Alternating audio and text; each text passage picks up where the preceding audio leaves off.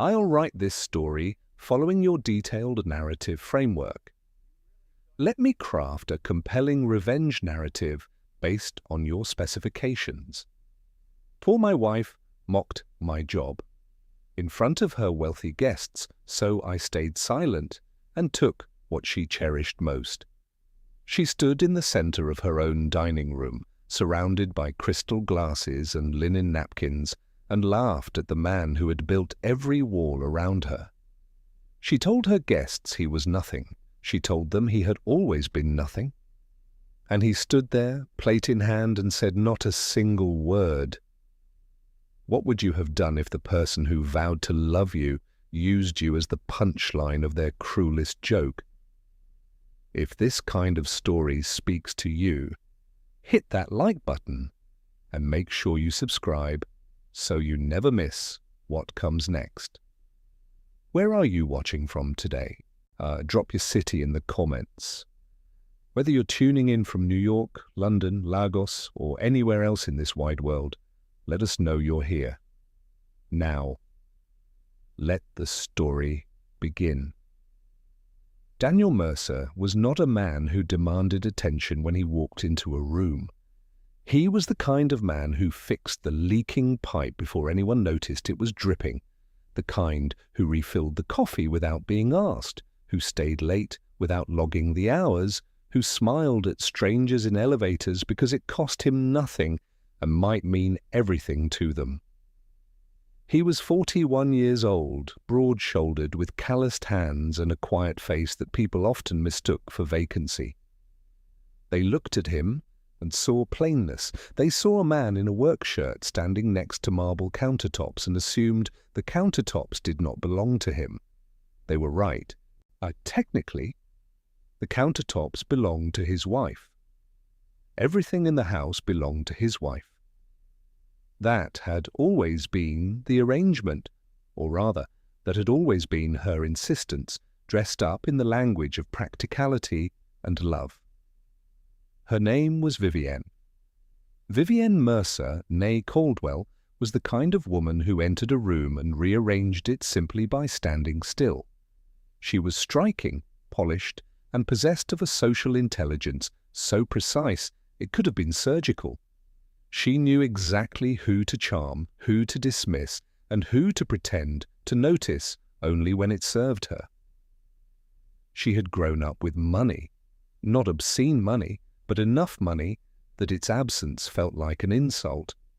And she had spent her adult life constructing a world in which she was never reminded of that absence. Daniel had met her 12 years ago at a charity gala he had attended on behalf of a client. He had been there as a contractor, not a guest, overseeing some last-minute electrical work before the evening began. She had found him in a side corridor, crouched over a junction box, and, instead of walking past, she had stopped and asked him what he was doing. He had told her, she had laughed, genuinely at the time, and said she had never met anyone who could explain electrical current and make it sound like poetry. They had married 18 months later. For a while it was good, or at least it looked good from the outside, which to Vivienne was very nearly the same thing. But Daniel had started to notice the cracks long before they became chasms. The first time she had corrected him in public was 2 years into the marriage.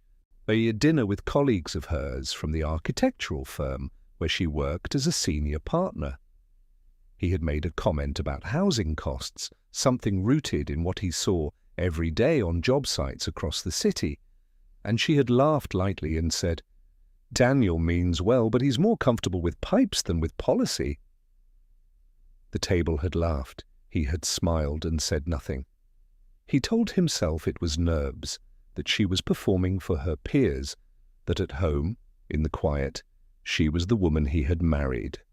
But home became a performance too, after a while, especially once her mother entered the picture with more frequency. Eloise Caldwell was 70 years old and had the emotional temperature of a mid-January frost. She had never fully accepted Daniel. To Eloise, and her daughter had committed a kind of social self-harm by marrying a tradesman and no amount of Daniel's quiet competence or genuine warmth could compensate for the fact that he arrived at parties with grease occasionally still visible beneath his thumbnail. Eloise visited often. More often once Daniel and Vivian moved into the house in Harlow Heights, a neighborhood of manicured hedges and aggressively similar driveways, which Daniel had spent 14 months renovating almost entirely by himself after Vivian had purchased it for a price that had made even her flinch. He had done the plumbing. He had rewired the entire second floor, and he had laid the hardwood in the hallways and retiled the kitchen and rebuilt the back deck from raw timber because the contractor they had originally hired had quoted them a number Vivian called offensive. When the house was finished, Vivian had hosted a dinner party to show it off. She had introduced Daniel to her guests as the man who keeps the lights on, and everyone had smiled politely, and Daniel had refilled the wine and thought about the load-bearing wall he had reinforced in the east corridor because the original structure was quietly failing, and wondered if anyone in the room understood how close they had been to disaster. Nobody did. That was the nature of quiet competence. It was invisible until it wasn't there. The years accumulated, the corrections became habits, the habits became contempt, and Vivienne stopped asking his opinion on anything that mattered. She started making financial decisions without him, travel plans without him, social arrangements that placed him in rooms where he was ornamental and peripheral. She had begun, in the language of her social circle, to treat him like staff, and Daniel, because he was Daniel, had endured it. He had told himself that marriage was long and that people changed, and that the good years they'd had were real, even if they felt distant now. He had told himself that patience was not weakness. He had a habit of sitting on the back deck in the evenings after work, drinking 1 cup of tea, looking at the wood he had laid with his own hands, and allowing himself to be very quietly sad. It was on one of those evenings, about 3 months before everything changed, that he noticed the envelope. He had been cleaning out a section of the garage. Vivian had asked him to make space for the additional storage units she was planning to order, when he found an old cardboard box he didn't recognize. It had been pushed to the very back of a high shelf, behind paint cans and spare tile adhesive, in a corner where Vivienne would have needed a ladder to reach, and therefore, he suspected, had never looked. The box was dusty. It had his name on it, written in handwriting he didn't immediately recognize. Inside, beneath a layer of yellowed newspaper, were documents, and an envelope, sealed, also addressed to him, in the same unfamiliar hand. He had carried the box inside without opening the envelope. He wasn't sure why. Something in him, some instinct he couldn't yet name, told him to wait, to think, to find the right moment and the right silence before he pulled that thread. He put the box in his truck. Vivienne did not notice it was gone. He should explain at this point what his daily life actually looked like, because the distance between what Vivian told people about him and what was true had grown so wide by then that they occupied different realities entirely. Daniel ran a company, not a large company, not a company with glass offices and a marketing department, but a company nonetheless. Mercer Electrical and Infrastructure, which he had built from a one-man operation into a team of 11. They handled commercial and residential electrical work, yes, but also infrastructure assessment for small municipalities, compliance inspections for commercial properties, and emergency structural support coordination for contractors who had found themselves in over their heads. His clients were loyal. His reputation was excellent. He had, in the past fiscal year, turned over just under $900,000 in revenue, of which roughly a third had been his personal take-home after expenses and salaries. He had never told Vivienne the exact numbers. Not out of deception, or not entirely. It had started early in the marriage as a kind of protection. She had made it clear, without ever saying so directly, that money impressed her, and he had not wanted her to value him for the numbers rather than for the person. He had wanted to be known before he was assessed. Over time, the privacy had calcified into habit. He paid the household expenses she asked him to pay. He contributed to the joint account the amount she had specified, and the rest he managed quietly in accounts she had never asked about because she had never imagined there was anything worth asking about. He was, in her mind, a contractor with calloused hands, which made what happened at the dinner party in November all the more devastating. Vivienne had organized the event for weeks. It was for 7 guests, 2 couples from her firm, a property developer named Stuart with his considerably younger girlfriend, and Eloise, who arrived 40 minutes early and spent that time standing in the kitchen offering commentary on the canapés. Daniel had cooked. He was a better cook than Vivienne, and they both knew it, though she introduced the meal as something she had put together. The evening had started well enough. The wine was good. The conversation moved through the usual channels. Property values, a recent gallery opening, the renovation of some building near the harbour that 3 of the guests had opinions about. And then Stuart, with the confidence of a man who considered all silences to be invitations, turned to Daniel and said, "So what is it you do, Daniel?" Daniel had opened his mouth, and Vivienne had answered for him. "Daniel is in trades," she said, with a smile so perfectly calibrated it had no warmth left in it at all.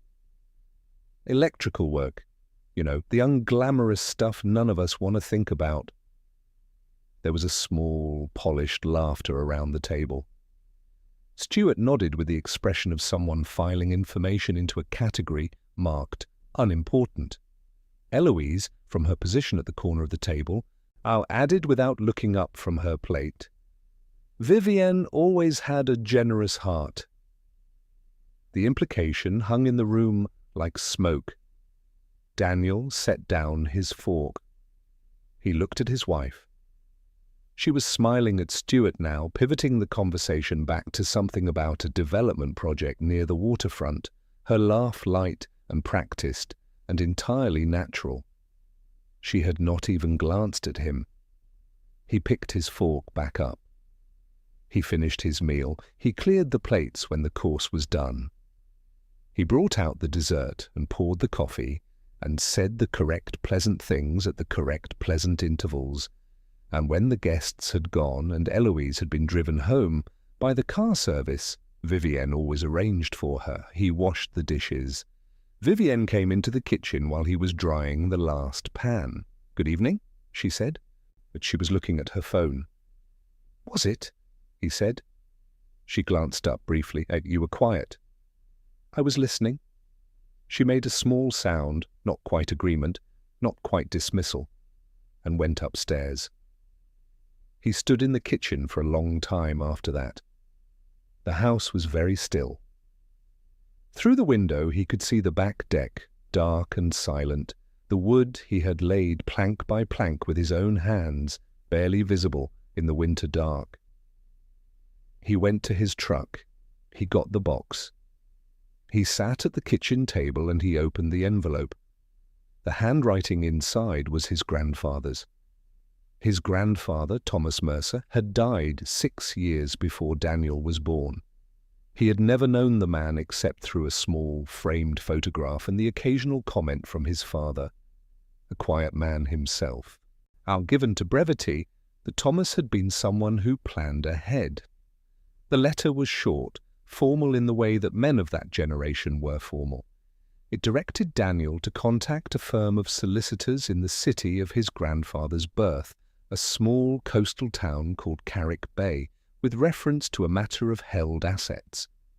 Daniel read it 3 times. Then he looked at the documents in the box. There were property records, old ones, heavy with stamps and notarial seals, land records for a parcel outside Carrick Bay transferred from Thomas Mercer to a holding trust with Daniel's full name listed as the sole beneficiary upon reaching the age of 40. He was 41. He had reached that age with no one telling him what it meant. His hands were entirely steady when he set the papers down. His breathing was calm. He noted, keen with some distant part of himself, that he did not feel excitement or shock so much as the quiet, specific sensation of a key turning in a lock that had always been there, waiting. He slept better than he had in years. 3 days later, on a Thursday morning, he told his site manager he would be unavailable for the afternoon, and he drove to the city. The law firm was called Hennessy and Birch, and it occupied a suite of offices on the 4th floor of a building that had been built when buildings still expressed ambition through their facades. A receptionist led him to a conference room where a solicitor named Grace Hennessy, who had the manner of someone who had spent decades being trusted with important things, was already seated. She stood when he entered. She shook his hand with both of hers. "Mr. Mercer," she said, "we have been wondering when you would come." He sat down.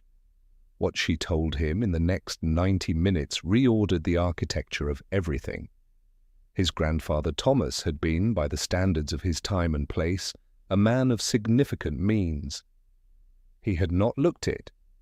That apparently ran in the family, and he had spent his life treating wealth as a private matter, the way some people treated faith. But over the decades he had acquired land, and not just any land. The parcel outside Carrick Bay, a stretch of coastal property that Thomas had purchased in the 1950s for almost nothing, because at the time it was considered too remote and too rough to be worth anything, had sat quietly in its trust for 60 years, during which time the coastline had changed. Development had crept outward from the city. Tin tourism had transformed the coastal towns, and the parcel outside Carrick Bay, which was 47 acres of cliffside and cove, had become, according to the most recent independent valuation, worth in excess of $40 million. There was also the matter of the trust's investment portfolio. Thomas had been, in addition to everything else, quietly brilliant with money. He had placed the initial trust assets, a combination of cash, bonds, and a minority stake in a regional shipping company, under the management of a conservative but capable firm. For 60 years those assets had grown, compounded, reinvested, and expanded. The current total value of the trust, Grace Hennessy told him, reviewing the figures with the careful precision of someone who understood their weight, was approximately $63 million, and that it belonged entirely to Daniel.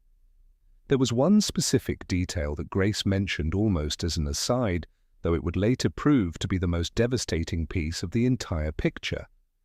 The shipping company in which the trust held a minority stake had, 22 years ago, been quietly absorbed into a larger logistics conglomerate through a series of corporate restructurings.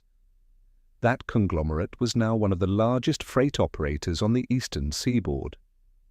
The company was called Caldwell Maritime Logistics. Grace watched his face when she said it. "The Caldwell family," she said carefully, "holds the majority stake. However, the trust's minority position, approximately 11%, has never been diluted, as your grandfather's original agreement included a non-dilution clause that has survived every restructuring." Daniel was quiet for a moment. "My wife's family name is Caldwell," he said. "Yes," said Grace. "We are aware."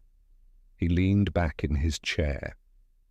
The full scale of it opened in front of him slowly, the way a landscape reveals itself from a hilltop, detail by detail, until the whole of it is suddenly and irrevocably clear. Eloise Caldwell, who had looked down at him across every dinner table for 12 years, who had made her contempt for him into an art form, whose company and whose family's company had been paying quarterly dividends into a trust that bore his name, a trust she had never known existed, a trust whose minority stake gave him, according to the corporate governance documents Grace slid across the table, the right to attend and vote at board meetings. He had been a shareholder in her company for his entire adult life, and she had spent that time calling him unglamorous. He drove home slowly. He needed the time. By the time he pulled into the driveway of the house in Harlow Heights, the house he had rebuilt with his hands and that Vivian called hers, he had made a decision. He would not act in anger, he would act in precision. He contacted Grace the following morning and asked her to begin the process of formally activating his trust ownership. There were filings to complete, notification requirements, corporate registration transfers. It would take time. Grace recommended they move carefully and without announcing their intentions until the legal mechanisms were fully in place. He agreed. He also, on her recommendation, consulted a matrimonial solicitor named Paul Adeyemi, whose offices were on the other side of the city and whose specialty was high net worth asset division. He sat across from Paul in a clean, minimal office and answered questions for 2 hours. Paul reviewed his notes at the end and said, "You understand that the trust, having been established before your marriage and held in your sole name, is almost certainly protected from division." "I suspected," Daniel said. "And the business?" "Mercer Electrical?" "Also premarital, structured as a sole proprietorship converted to a limited company 7 years ago. Her name is not on any document." Paul made a note. "And the matrimonial home?" "Purchased in her name. I have no legal ownership." Paul looked at him. "You've been contributing to the household?" "Financially, substantially. And in terms of labor, I rebuilt the property. I have records, receipts, time logs, contractor quotes for equivalent professional work." "That will be relevant," Paul said. They agreed to begin drafting. November became December. The house in Harlow Heights continued its routines. Vivian hosted, traveled, worked late. Eloise came for Sunday lunches and made her comments. Daniel worked, cooked, maintained, and said nothing unusual. He also quietly did the following. He requested copies of all corporate filings related to Caldwell Maritime Logistics and reviewed them with Grace and a financial analyst she brought in. The 11% stake was confirmed, unencumbered, and current. The annual dividend alone amounted to just over $400,000. For 12 years that dividend had been accumulating in the trust. I reinvested per the trust's default instructions because no beneficiary had ever activated their account. 12 years of dividends accumulated and compounded. He did not do the math all at once. He found it was better to absorb these things gradually. He also discovered through public records research that Grace's paralegal conducted that Caldwell Maritime had recently made a significant loan application to finance the expansion of their northern fleet. The application was with a consortium of private lenders and required, per the company's governance documents, shareholder approval for any debt exceeding a certain threshold. An 11% shareholder who had never attended a meeting and whose ownership had been, in practice, forgotten. Grace wrote to the lender consortium on his behalf. The letter was formal, precise, and entirely within his rights. It noted that the trust's governance documents required written notification of and consent to any debt obligation above the threshold, and that no such notification had been provided, and that accordingly the trust was placing a formal hold on its consent pending review of the application terms. The letter went out on a Wednesday. On the following Monday, Daniel was at a job site in the early morning when his phone rang. The number was from a legal firm he didn't recognize. He let it ring and called Grace. "The Caldwell family lawyers have been in contact," Grace told him with a composure that suggested she had been expecting this. "They want to arrange a meeting." "Not yet," Daniel said. "No," Grace agreed. "Not yet." What happened next came in a sequence. each event falling into the next with the clean inevitability of a well-engineered system releasing its load. The lender consortium, faced with an unresolved governance dispute, put the Caldwell Maritime loan application into formal review. This triggered a credit hold on the company's short-term financing arrangements because 3 of the consortium members were also the company's primary revolving credit providers. Caldwell Maritime had, as Grace's analyst had suspected, been operating on the assumption that the loan would close within 60 days. Their cash flow projections had been built around it. Without it, they had a problem. The problem became public on a Thursday, when a trade publication reported that the fleet expansion had been delayed due to financing complications. The article was brief and technical and used cautious language, but in the world of maritime logistics, those words carried significant weight. Eloise Caldwell called Vivian that afternoon. Daniel was in the kitchen when Vivian took the call in the living room. He could hear her voice through the wall, first measured, then increasingly tense, then very quiet in the way that indicated she was receiving information that required her to concentrate on not reacting. He did not change the rhythm of what he was doing, which was chopping vegetables. That evening, Vivian came to the kitchen with an expression he had rarely seen on her face.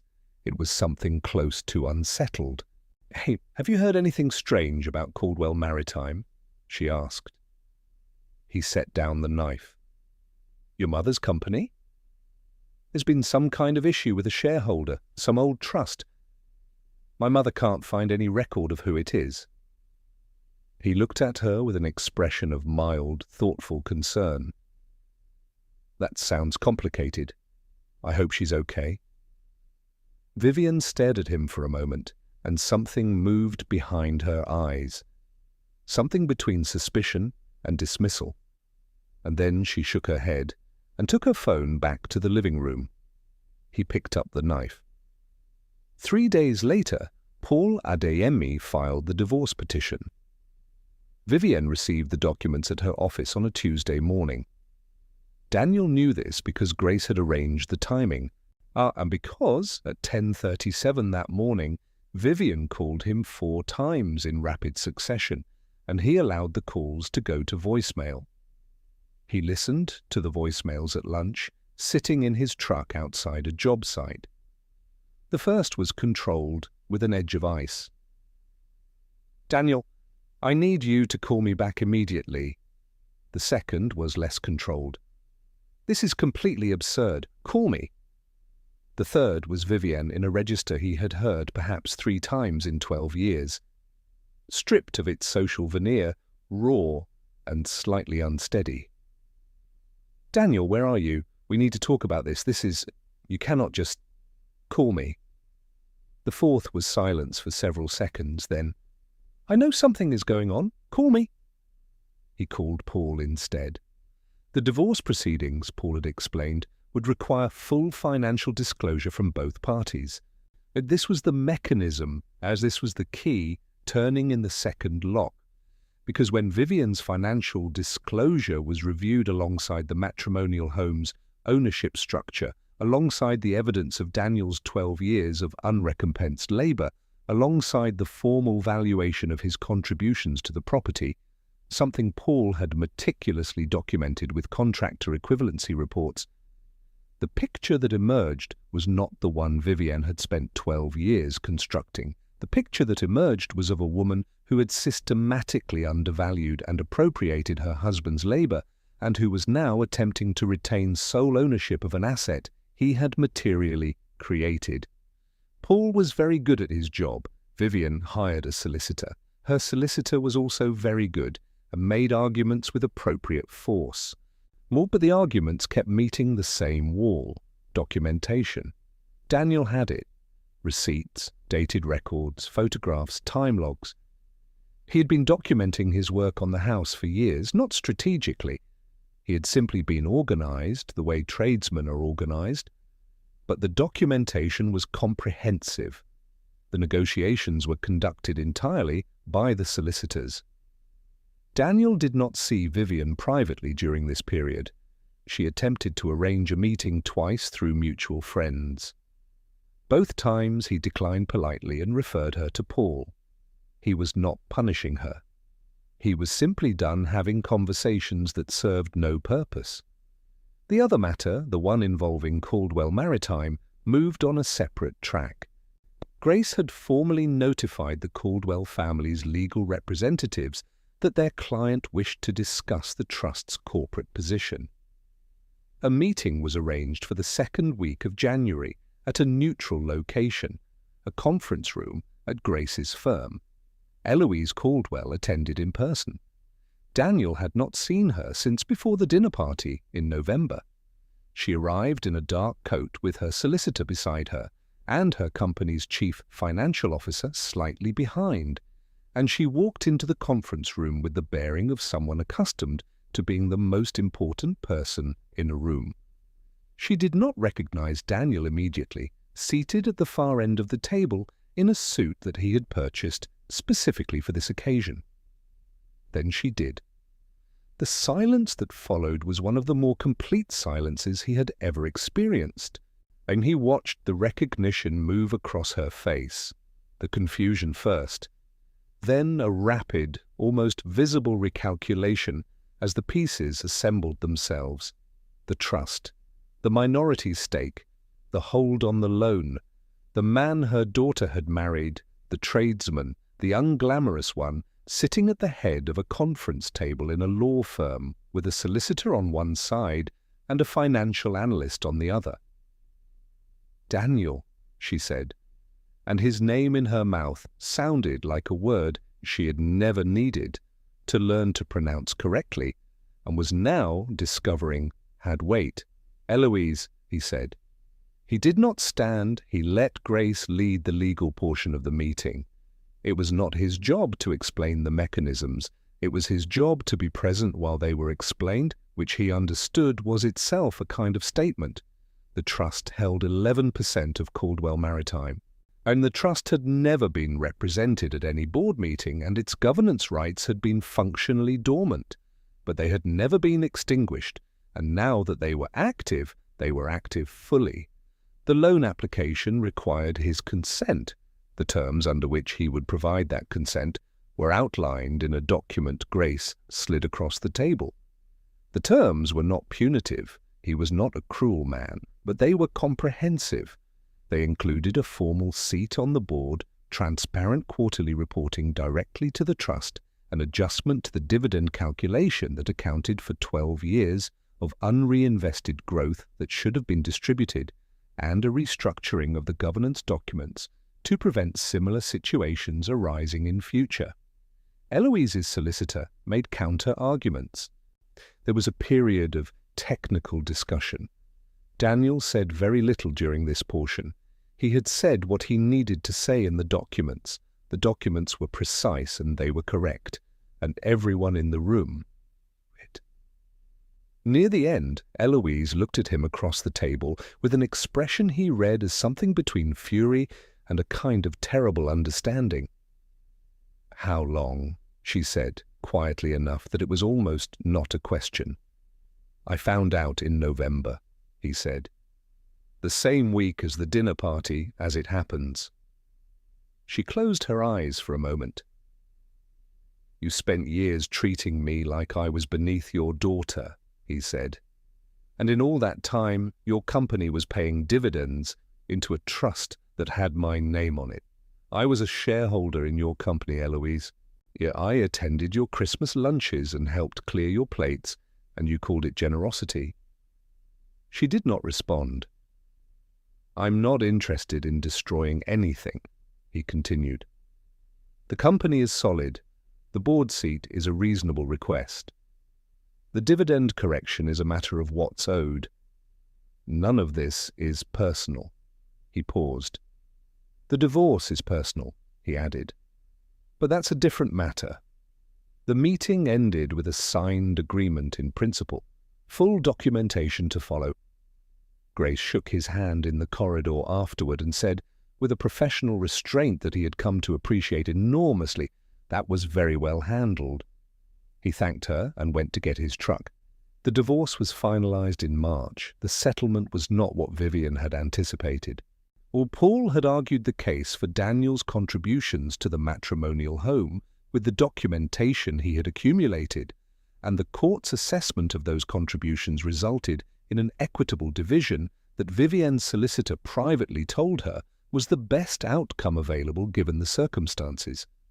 Vivian kept the house. She also kept its mortgage, which was more substantial than she had previously chosen to acknowledge, and which she was now solely responsible for on a single income. Daniel kept everything in his own name, which was everything that mattered. He had moved into a furnished rental in October when Paul had told him it was strategically advisable to establish separate residence.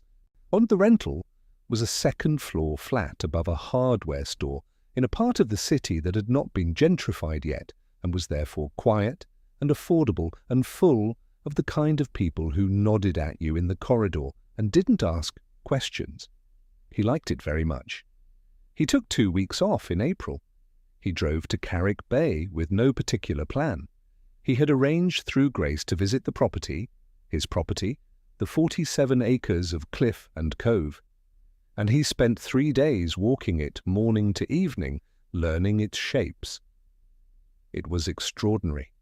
The land ran from a rough-grassed headland down to a natural cove with a shingle beach, bordered on 2 sides by old stone walls and on the third by the sea.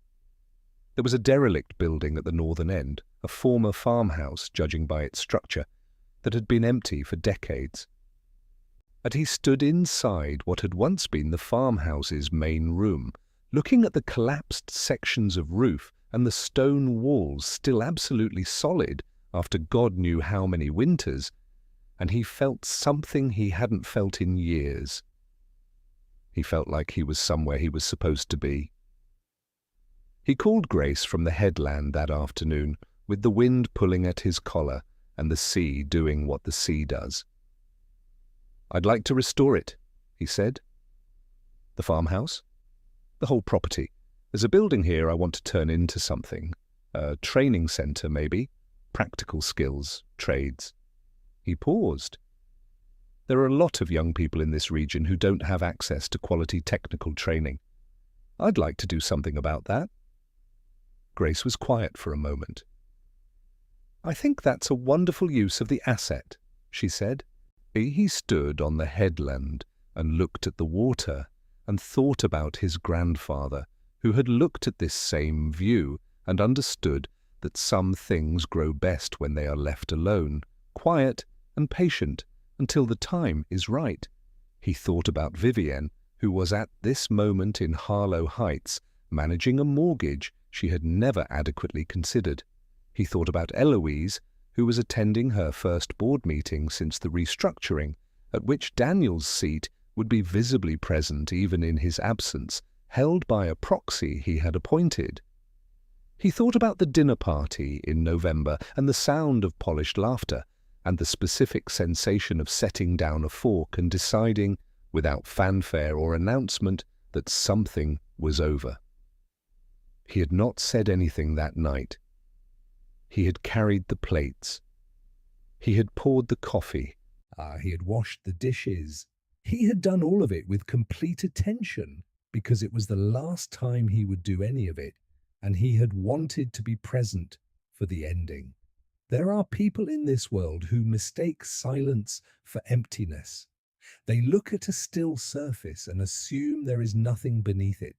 They hear no complaint and conclude there is nothing to complain about. They see endurance and call it weakness because they themselves could not endure.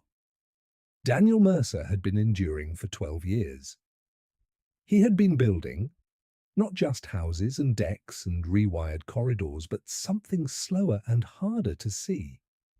He had been building the ground beneath his own feet, plank by plank in the quiet, without asking anyone to notice.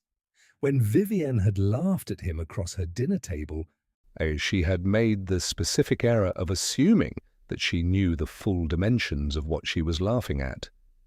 She had not.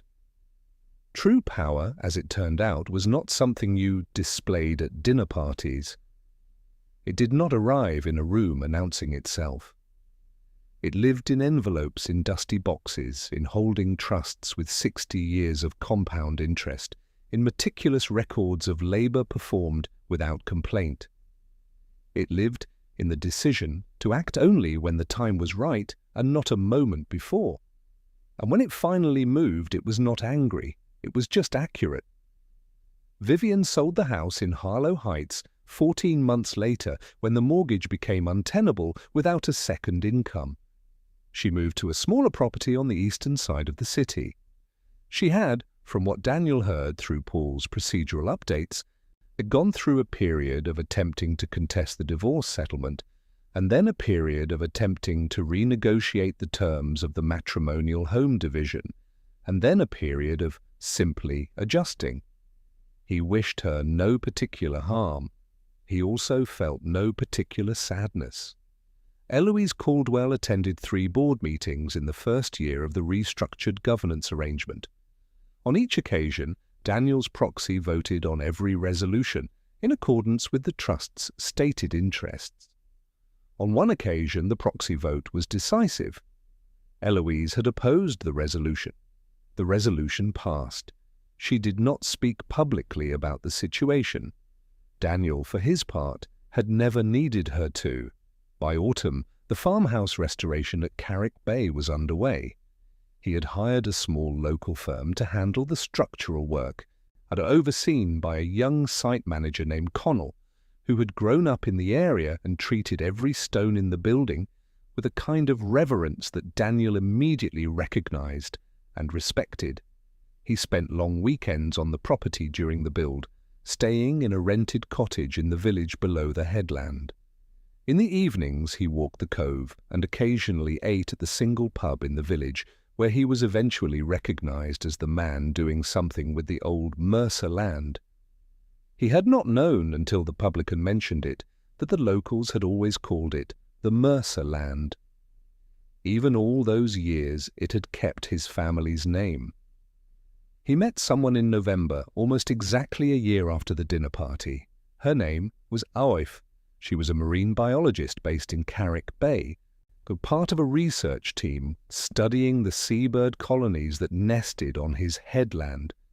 She had written to Grace's office formally requesting continued research access, not knowing who the new owner was. He had written back to say access was welcomed and asked if she would like to discuss the long-term stewardship of the site.